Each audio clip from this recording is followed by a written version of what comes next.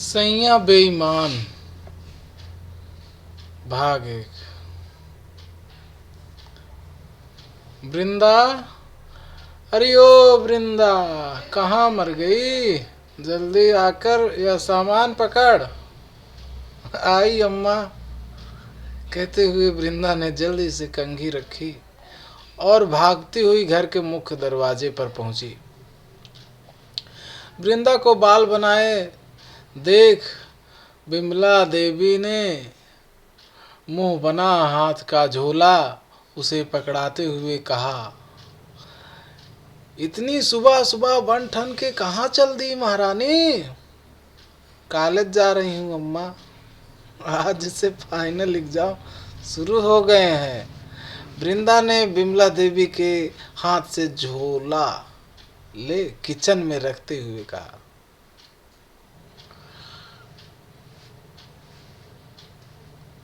नाश्ता बना दिया है? वृंदा की बात सुन चिड़चिड़ाते हुए बिमला देवी ने पूछा। जी अम्मा, नाश्ता और दोपहर के खाने की सब्जी और दाल बना दी है, बस चावल रह गया है। ठीक है ठीक है, जाकर एक गिलास पानी ला। ये लो अम्मा, क्या अब मैं कॉलेज के लिए निकलूं? बिमला देवी को पानी का गिलास थमाते हुए वृंदा ने पूछा। पहले जाके विवेक को जगा कर चाय पानी दे दे, फिर जहां जाना है चली जाना, समझी? अम्मा, मुझे देर हो रही है, मेरा पेपर मिस हो जाएगा, मैं जा रही हूँ। यह बोलते हुए वृंदा ने अपना बैग उठाया और क्लास के लिए निकल गई। रास्ते में चलते हुए वृंदा अपने बारे में सोच रही थी।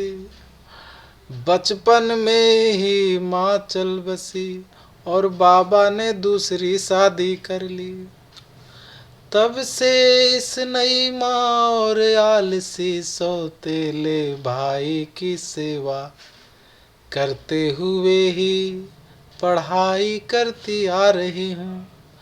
पता नहीं मेरे भाग्य में क्या लिखा है। सोचते हुए तेज कदमों से चलती वृंदा अचानक रुक गई। उसने देखा कि रोड की दूसरी तरफ रोड के साइड में बने पार्क की ढलान से एक प्रेम लुढ़कते हुए तेजी से रोड पर आ रहा है और उस पर एक साथ 8 महीने का बच्चा आने वाली विपत्ति से अनजान मुस्कुराते हुए बैठा हुआ है। यह देख वृंदा के हाथ पांव फूल गए। कुछ अधिक सोचने का समय नहीं था,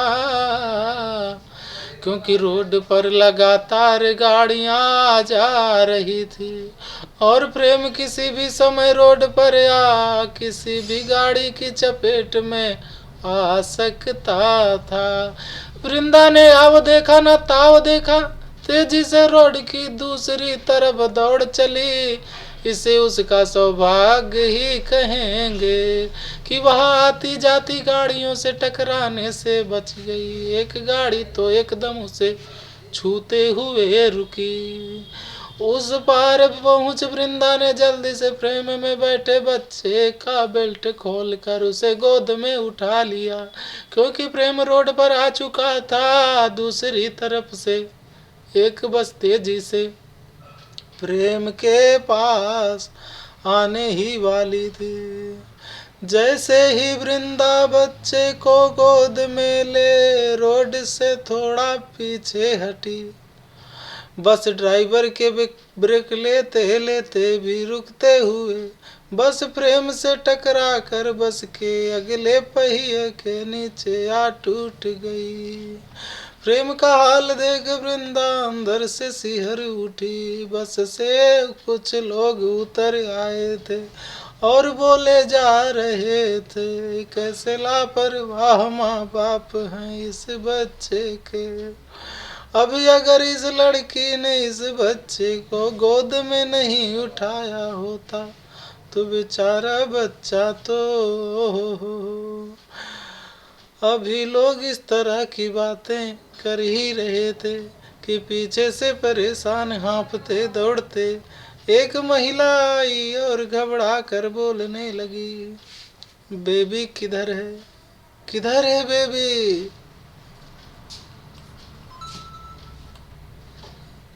मेरे पास, दीपा ने शांत स्वर में कहा। पास खड़े एक व्यक्ति ने गुस्से से कहा, तुम माँ होकर इतनी लापरवाह कैसे हो सकती हो। मैं इस बेबी की आया हूँ, महिला ने धीरे से कहा। ओह, तभी इसकी माँ कहाँ है। पास खड़े लोगों की भीड़ में से किसी ने पूछा, भाई इस बच्चे की माँ नहीं है, मैं इसका दादा हूँ।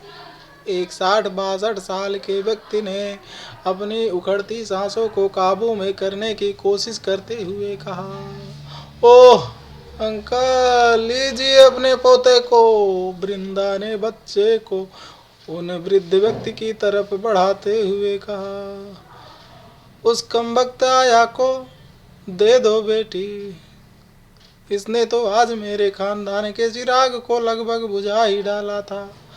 अगर तुम नहीं होती तो मैं अपने बेटे को क्या मुंह दिखाता। जीती रहो बिटिया। वृद्ध व्यक्ति ने वृंदा को आशीर्वाद देते हुए कहा, मुझे माफ कर दीजिए बाबूजी, घर पर मेरा बच्चा बीमार और अकेला है, उसी का फोन आ गया था और बात करने में मेरा ध्यान जरा सा प्रेम से हट गया और ऐसा हो गया। आया रोते हुए बोली, अंकल मैं अब चलती हूँ, कॉलेज जा रही थी, आज से मेरा फाइनल एग्जाम स्टार्ट है और पहले ही पेपर में लेट हो गई। पता नहीं मुझे एग्जामिनेशन हॉल में जाने दिया जाएगा भी या नहीं। वृंदा ने आया की बात काटते हुए कहा और बच्चे को आया को दे जाने को कहा। तभी वृद्ध व्यक्ति ने पूछा, कौन से कॉलेज में पढ़ती हो बेटी। जी जमुना दास मेमोरियल कॉलेज, वृंदा ने जल्दी से कहा और जाने के लिए अपने कदम बढ़ाए। रुको बेटी, चलो मैं तुम्हें अपनी गाड़ी से कॉलेज छोड़ देता हूँ और प्रिंसिपल को भी सारी बात बता दूंगा ताकि वे तुम्हें एग्जाम देने से ना रोकें। जी पर वृंदा ने हिचकिचाते हुए कहा, हिचकिचाओ मत बेटी, मेरा नाम गिरधारी डालमिया है, तुम्हारे कारण आज मेरे पोते को नया जीवन मिला है, तो तुम्हारे लिए मैं इतना तो कर ही सकता हूँ, आओ मेरे साथ। गिरधारी जी ने मुस्कुराते हुए कहा। जी कहते हुए वृंदा गिरधारी जी के साथ होली। तुम्हारा नाम क्या है बेटी। चलते हुए गिरधारी जी ने पूछा। जी वृंदा। अच्छा ठीक है। वृंदा ने लेट एग्जाम ज्वाइन किया था तो जल्दी जल्दी में कुछ क्वेश्चन उससे छूट गए थे, इस बात से वह मन ही मन काफी उदास थी। उसका मन घर जाने का बिल्कुल भी नहीं हो रहा था, क्योंकि एक तो पेपर खराब हो जाने से मूड वैसे ही खराब था, उस पर घर गई तो अम्मा की वाहियात बातें सुननी पड़ेंगी। उसे इस तरह उदास देख उसकी बेस्ट फ्रेंड दिव्या ने उससे पूछा, क्या हुआ वृंदा, इतनी उदास क्यों हो।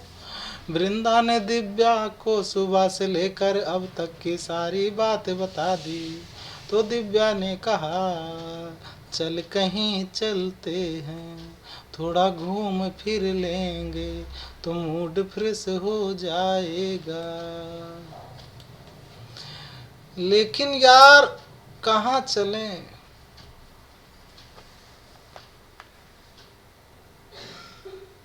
कहाँ चलें यार? चल आज मेन मार्केट में चलकर मोहन भैया के ठेले से गोलगप्पे खाते हैं। दिव्या ने खुश होकर कहा। मेरे पास पैसे नहीं है, वृंदा ने उदासी से कहा। तुझे तेरी अम्मा कब पैसे देती है? मैं खिलाऊंगी ना, चल। वृंदा का हाथ पकड़ खींचते हुए दिव्या बोली, ठीक है चल। दोनों गोलगप्पे खाने के बाद मार्केट में घूमने लगी। एक से बड़े एक कपड़ों के शोरूम्स को देखकर वृंदा बोली, यार काश हम भी इन बड़ी दुकानों से कपड़े खरीद पाते। हाँ यार, लेकिन यह सब हमारे जैसे लोअर मिडिल क्लास की लड़कियों को कहाँ मिलने वाला है। हमारी किस्मत में तो जिंदगी भर मेहनत और अभाव से पिसना ही लिखा है ना। दिव्या ने लंबी सांस लेते हुए कहा, सही कह रही हो दिव्या, हमारी किस्मत तो बस ऐसी ही है। वृंदा ने मायूसी से दिव्या की हाँ में हाँ मिलाते हुए कहा। थोड़ी देर साथ मार्केट में घूमने के बाद वृंदा ने कहा,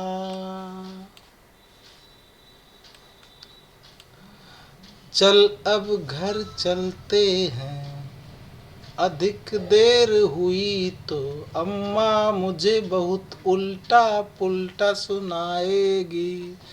ठीक है चल। थोड़ी देर बाद जैसे ही वृंदा अपने घर के पास पहुंची, घर के सामने मोहल्ले वालों की भीड़ देख घबरा गई। क्या हुआ? बोल कर वह तेजी से अपने घर की तरफ भागी।